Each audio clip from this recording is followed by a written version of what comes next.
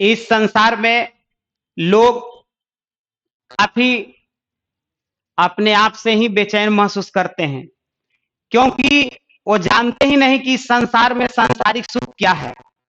Real तौर पर इस संसार में सांसारिक सुख के बारे में जो बताया जाता है वह व्यक्ति की बेचैनी नहीं है, बल्कि आत्म शांति है।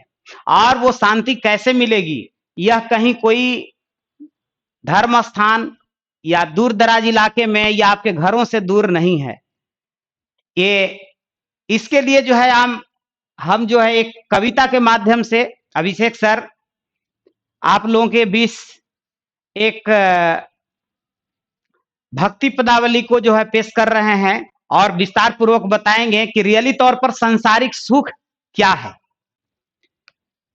इसके लिए हमारे गुरुदेव सूरदास एक पदावली के माध्यम से इस संसार के लोगों को समझाने का कार्य किए हैं, और जिसे मैं अपने गुरुदेव का जो है विशेष रूप से लोगों के बीच इस सांसारिक सुख को समझाने का प्रयत्न कर रहा हूं। पहले मैं उनकी दुहावली को सुनाना चाहता हूं। ठीक है।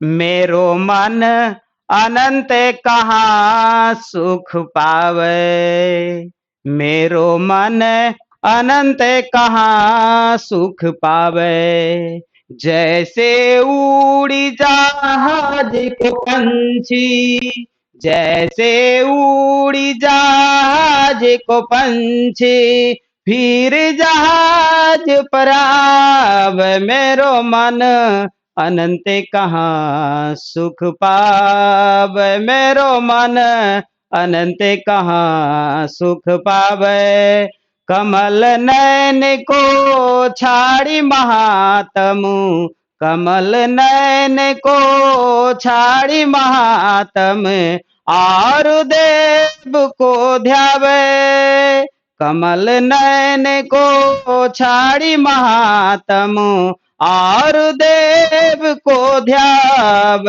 मेरो मन अनंत कहाँ सुख पाव, मेरो मन अनंत कहाँ सुख पावे, परम गंग को छाड़ी पियासो, दुर्मत कूप खनाव, मेरो मन अनंत कहाँ सुख पाव, मेरो मन अनंत कहाँ सुख पावे, जिन्हि मधुकर अम्बुज रस चाखयो, जिन्हि मधुकर अम्बुज रस चाखयो, क्यों करिल फल भाव, मेरो मन अनंत कहाँ सुख पाव, मेरो मन अनंत कहाँ सुख पावे, सूरदास प्रभु काम धेनु तजी, सूरदास प्रभु काम धेनु तजी, छेरी कौन दुहाब, मेरो मन अनंत कहाँ सुख पाव, मेरो मन अनंत कहाँ सुख पावे।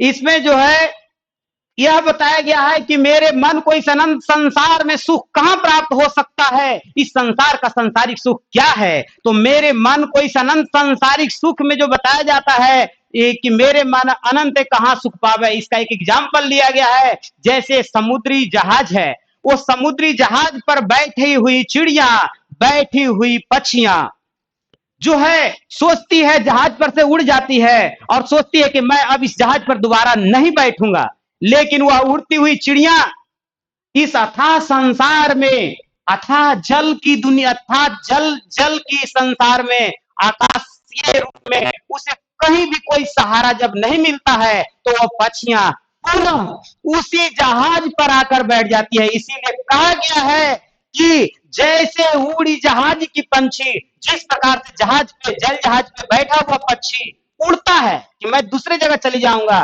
लेकिन वहां जाने पर उसे फिर कहीं कोई ठिकाना नहीं मिलता और फिर वह लौट कर वहीं चला आता है। उसका इस तरह से यहाँ ये जो बताया गया, बहुत सारे लोग सोचते हैं कि मैं अपने घरों को छोड़कर, मैं अपने बाल बच्चों को छोड़कर, अपने परिवार को छोड़कर ये धाम चला जाऊंगा, वो धाम चला जाऊंगा, वो कहीं भी जाए फिर घूम फिर कर वो अपने घर के बारे में ही सोचते हैं।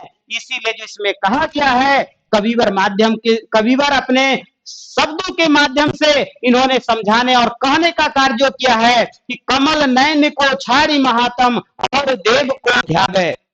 मतलब कहने का अर्थ है कि इस संसार में आप कितना भी कुछ भी कर ले, जहां भी घूम ले, जितनी संघर्ष को कर ले, आपका सुख आखिर है क्या? तो सुख के जानने के लिए कहा गया है कि परम गंग को छाड़ी पियासो दुर्मति को खनावे। जैसे आपने एक कहावत है कि धोबिया जल बिच मरता प्यासा, रे धोबिया जल बिच मरता। धोबी जल के बीच में ही कपड़ा धोता है, लेकिन प्यासे मरने की कहानी धोबियों की अधिक है।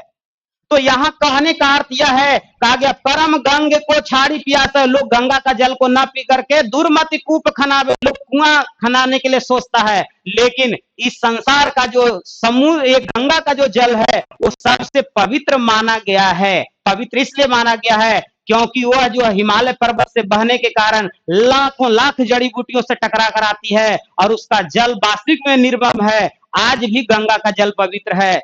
इसे आप सिद्ध करने के लिए एक बोतल में यदि गंगा जल को रख दें और एक नल का जल रखें और दोनों में महीना भर बाद भी आप जब उसका टेस्ट कीजिएगा तो गंगा जल में आज भी काई नहीं लगेंगे, कीड़े नहीं लगेंगे। लेकिन नल के जो जल है, कुएं का जो जल है, उसमें आज भी कीड़ा लग जाएगा।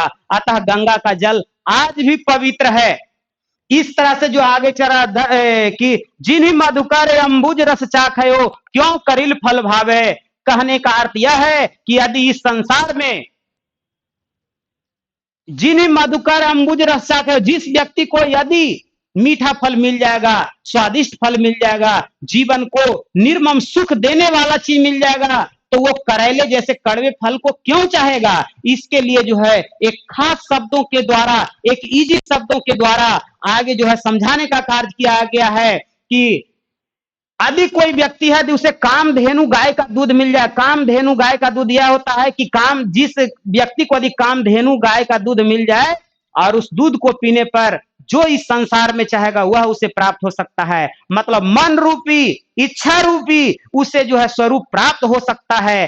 तो कहा गया है कामधेनु तजी छेरी कौन दुहावे। छेरी मीन्स बकरी होता है। यदि किसी व्यक्ति को कामधेनु रूपी गाय जीवन में प्रबल सफलता का द्वार यदि मिल जाए तो कौन ऐसा चाहेगा, छेरी कौन दुहावे, फिर छेरी बकरी का दूध कौन पीना चाहेगा। यहाँ कहने का अर्थ है तो जीवन में सांसारिक सुख क्या है, तो जीवन में सांसारिक सुख यही है कि अपने घर परिवार के बीच रहकर ही माता पिता गुरुजनों की सेवा में लगे रहें। यही जो है आपका वास्तविक सुख है, वास्तविक अमन चैन देने वाला है। और जीवन कहने का अर्थ है इस संसार से व्यक्ति न तो संसार में न तो कुछ लेके आया है और ना कुछ लेके जाएगा। कहा भी गया है जो आया सो जाएगा, राजा रंग फकीर। अतः सांसारिक सुख में आप धन थोड़ा कम भी कमाएं लेकिन सेवा भाव से जीवन को जिए, यही सांसारिक सुख है। छल कपट की दुनिया से जो है आपको ये सांसारिक सुख मिलने वाला नहीं है। अतः माता पिता समाज, देश प्रेम, देशभक्ति, देश सेवा ही सच्चा सुख का स्वरूप है। इसीलिए कहा गया है आप कहीं भी जाएंगे, कुछ भी बहुत कुछ सोचेंगे, लेकिन घूमकर आपको सच्चाई पर ही आना होगा, क्योंकि सबसे बड़ी जीत सच्चाई की होती है और सबसे सुख और शांति आपको वही देगा। इसलिए वास्तविक सुख क्या है आप समझ गए। वास्तविक सुख है माता पिता की सेवा करना, सच्चाई रूपी जीवन को जीना और निरंतर प्रयास और संघर्ष करते हुए जीवन को आगे बढ़ाना ही सांसारिक सुख है। जय हिंद।